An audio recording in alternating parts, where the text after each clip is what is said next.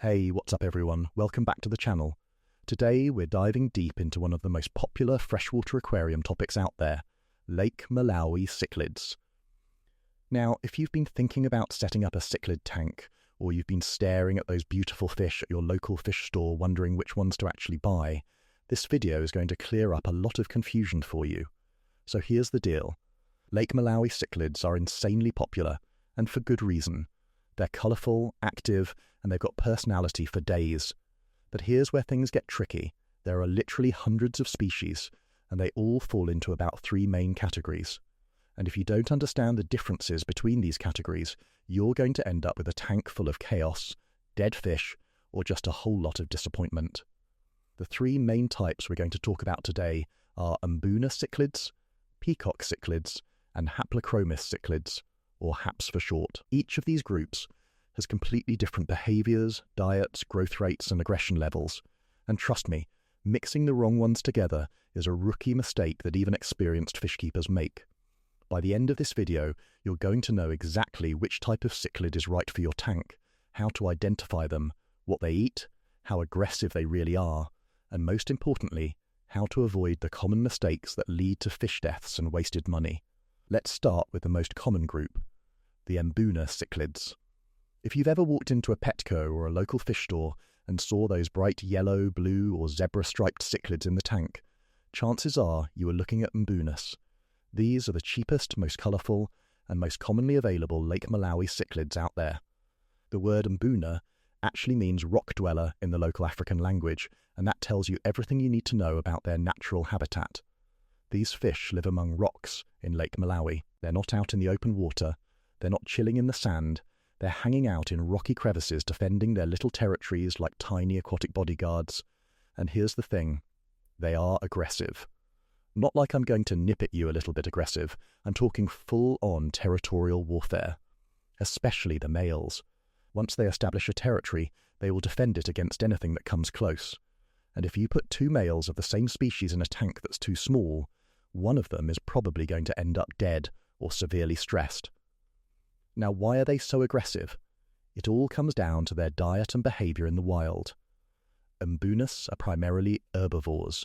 They scrape algae off rocks using their specialised teeth. They're not out hunting other fish. They're just trying to protect their little patch of algae-covered rock so they can eat. But in an aquarium, that instinct translates into aggression, especially if there's not enough space or hiding spots. Let's talk about their appearance. Mbunas are colourful right from the start. Even as juveniles, you'll see vibrant blues, yellows, oranges and stripes. This is one of the reasons they're so popular with beginners. You get instant colour. You don't have to wait months or years for them to develop their full coloration like you do with some other cichlids. Some of the most popular Mbuna species include the yellow lab, the red zebra, the electric blue johanny, and the Kenyi cichlid. These are the ones you'll see most often in stores, and they're pretty hardy, which makes them beginner-friendly if you can handle their aggression. Now, when it comes to breeding, Mbunas are mouth brooders. The female will carry the eggs in her mouth for about 3 to 4 weeks until the fry are ready to be released. It's actually pretty fascinating to watch. The male will do this little shimmy dance to attract the female, and once she picks up the eggs, she won't eat for weeks. She just sits there with a mouthful of babies hiding in the rocks. One more thing about Mbunas, their diet in the aquarium should be mostly vegetable-based. You want to feed them spirulina flakes, algae wafers and blanched vegetables like zucchini or spinach. High-protein foods can actually cause health problems like bloat, which is a common killer in these fish. So don't go feeding them a ton of bloodworms or beef heart like you would with some other cichlids. Alright, so to recap, Mbunas are colourful from the start, aggressive, rock dwellers, herbivores, and they breed by mouth brooding. They're great for beginners who want instant colour and activity, but you need to be prepared to deal with some attitude. Now let's move on to the second group, Peacock cichlids. These are my personal favourites, and a lot of experienced hobbyists will agree. Peacocks are absolutely stunning when they're fully grown, but here's the catch. They take their sweet time getting there. Unlike Mbunas, Peacock cichlids are not colourful as juveniles. If you go to a fish store and see a tank full of small, greyish, boring-looking cichlids, those are probably baby peacocks. And this is where a lot of beginners make a mistake. They see these dull fish and think, why would I pay the same price for this? when I can get a bright yellow Mbuna right now. But here's the secret. Peacocks are a long-term investment. Give them 6 months to a year, and those dull grey fish will transform into some of the most vibrant, shimmering, metallic beauties you've ever seen. We're talking electric blues, fiery reds, sunny yellows, and everything in between. The males, especially, develop these incredible colours once they mature and start competing for dominance. Female peacocks, on the other hand, stay pretty bland. They're usually a dull grey or brown colour their whole lives. So if you're buying peacocks, you really want to focus on getting males if colour is what you're after. But here's the problem. When they're young, it's almost impossible to tell males from females. They all look the same. So what do? Well, if you're buying online or from a store, try to get them when they're at least 2 to 3 inches long. At that size, the males are starting to show a little bit of colour, and you can make a more educated guess. If you buy them at 1 inch, you're basically flipping a coin. You might end up with a tank full of drab females, and trust me, that's disappointing. Now, let's talk about their behaviour. Peacocks are generally more peaceful than Mbunas. I'm not saying they're community fish, they're still cichlids, and cichlids have attitude. But compared to the rock-dwelling Mbunas, peacocks are much more chill. They're open water swimmers. In the wild, they inhabit the sandy and intermediate zones of Lake Malawi, not the rocky areas. This difference in habitat also affects their diet. Peacocks are omnivores with a preference for protein. In the wild, they sift through the sand looking for small invertebrates, insect larvae, and tiny crustaceans. In the aquarium, you can feed them a high-quality cichlid pellet, along with occasional treats like brine shrimp, mysis shrimp, or even some spirulina for variety. Because they're less territorial than Mbunas, you can often keep multiple male peacocks in the same tank, as long as the tank is big enough and you provide plenty of hiding spots. A 75-gallon tank is a good starting point for a peacock-dominant setup. Anything smaller and you're going to start seeing aggression issues. Let's talk about some popular species. The most common peacock you'll see is the ob peacock, which has a marbled or spotted pattern.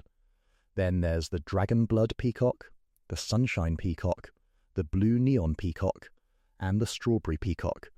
All of these are absolutely gorgeous once they colour up. Breeding peacocks is similar to Mbunas. They're mouth brooders. The male will display to the female, she'll lay eggs, pick them up in her mouth, and then the male fertilises them. She'll hold them for about 3 weeks before releasing the fry.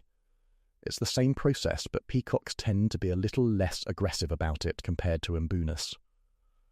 One thing I want to mention, if you're mixing peacocks with Mbunas, be very careful. Mbunas will often outcompete peacocks for food because they're more aggressive. Peacocks are slower eaters and more timid. So, if you're going to mix them, make sure you have a larger tank, lots of hiding spots, and feed heavily to reduce competition. To sum up peacocks, they're slow to colour up, stunning when mature, more peaceful than Mbunas, omnivores, and they prefer open water and sandy substrates. They're best for intermediate hobbyists who have the patience to wait for that explosive colour. All right, last but definitely not least, let's talk about Haplochromis cichlids, or Haps. These guys are the giants of the Lake Malawi world. While Mbunas and peacocks usually max out around 5 to 6 inches, Haps can grow anywhere from 6 inches all the way up to 10 or even 12 inches, depending on the species. Haps are open water predators. In the wild, they cruise the deeper pelagic zones of the lake, hunting smaller fish and invertebrates. They're not tied to rocks like Mbunas, and they're not sifting sand like peacocks. They're active swimmers that need space to roam. And because of their size and behaviour, they have very different tank requirements. You really shouldn't keep Haps in anything smaller than a 75-gallon tank, and honestly, a 125-gallon or larger tank is ideal if you want to keep multiple species or a breeding group. These fish need a swimming room. They're not going to be happy in a cramped, overstocked tank. Now, let's talk about aggression. Haps are generally the most peaceful of the 3 groups we're discussing today, but that's relative. They're still cichlids. They're still territorial, especially during breeding. But compared to the hyper-aggressive Mbunas, Haps are much more laid back. You can often keep them with peacocks in a large tank without too many issues. However, there's a catch. Because haps get so large, they can and will eat smaller fish. If you put a full-grown hap in a tank with tiny Mbunas or juvenile peacocks, there's a good chance those smaller fish will become lunch. So size compatibility is really important here. In terms of diet, haps are carnivores or omnivores depending on the species. They love protein. You can feed them cichlid pellets, frozen foods like krill, shrimp, and even small pieces of fish. Some haps are insectivores in the wild, so they'll also appreciate things like crickets or mealworms if you want to spoil them. Let's look at some popular species. One of the most well-known is the Venustus cichlid, also called the giraffe hap because of its spotted pattern. There's also the electric blue hap, the Taiwan reef hap, and the red empress. All of these are stunning fish with bold patterns and colours, especially the males. Just like the other groups, haps are mouth brooders. The males will display intense colours during breeding, build a sandpit or claim a territory, and then try to attract a female. Once the eggs are fertilised and picked up by the female, she'll brood them for several weeks before releasing the fry. One cool thing about haps is that they often show their best colours when they're breeding or establishing dominance. So if you want to see them at their peak, make sure your tank setup encourages natural behaviours, plenty of open swimming space, some rocks for territorialism, and a sandy substrate. Alright, now let's talk about buying these fish, because this is where a lot of people mess up.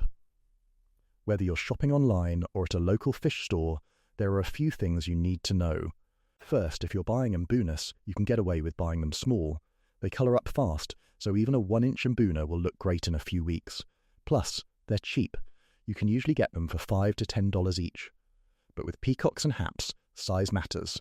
If you buy them too small, you're taking a gamble. You might end up with all females, or fish that take forever to show colour. My advice? Buy peacocks and haps that are at least 2 to 3 inches. Yes, they'll cost more, sometimes $20 to $40 each, but you'll actually be able to see what you're getting. Also, don't trust the labels at big box stores like Petco. I've seen them label random cichlids as assorted African cichlid with zero information about species or type. Do your research, know what you're buying, join online forums, watch videos, ask questions.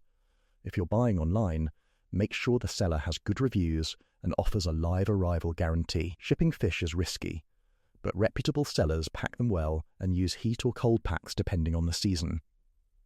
Let's talk tank setup real quick. If you're doing a Mbuna tank, go heavy on the rocks. Create lots of caves, hiding spots, and line-of-sight breaks. This reduces aggression by giving each fish a place to claim. For peacocks and haps, you want more open space. Use some rocks for structure, but leave plenty of room for swimming. A sandy substrate works great because it mimics their natural environment and allows them to sift and forage. Filtration is key. African cichlids produce a lot of waste. You'll want a strong canister filter or a combination of filters to keep the water pristine. Weekly water changes of about 25–30% are a must. And here's a pro tip. Overstock slightly. It sounds counterintuitive, but with African cichlids, having more fish can actually spread out aggression. Instead of one bully targeting one victim, the aggression gets diffused across the group. Just make sure your filtration can handle it. Alright, we've covered a ton today. Let's do a quick recap. Mbunas are colourful from the start, aggressive, rock dwellers and herbivores, great for beginners who want instant colour and action. Peacocks are slow to colour up, but absolutely stunning once mature. They're more peaceful, omnivores, and prefer open water. Best for patient hobbyists. Haps are the big boys. They need space, they're the most peaceful of the three, and they're carnivorous hunters. Ideal for larger tanks and experienced keepers. My advice? Start with what excites you. If you want colour right now and can handle some aggression, go with Mbunas. If you're willing to wait for a jaw-dropping display, go with peacocks. And if you've got the space and want some real centerpiece fish, haps are your best bet. Do your research, plan your stocking carefully, and don't be afraid to ask for help. There's a huge community of cichlid lovers out there who are more than happy to share their experience. And hey, if this video helped you out, smash that like button, drop a comment below telling me which cichlid type you're going with, and subscribe if you want more aquarium content like this. Thanks for watching, and I'll see you in the next one. Happy fish keeping.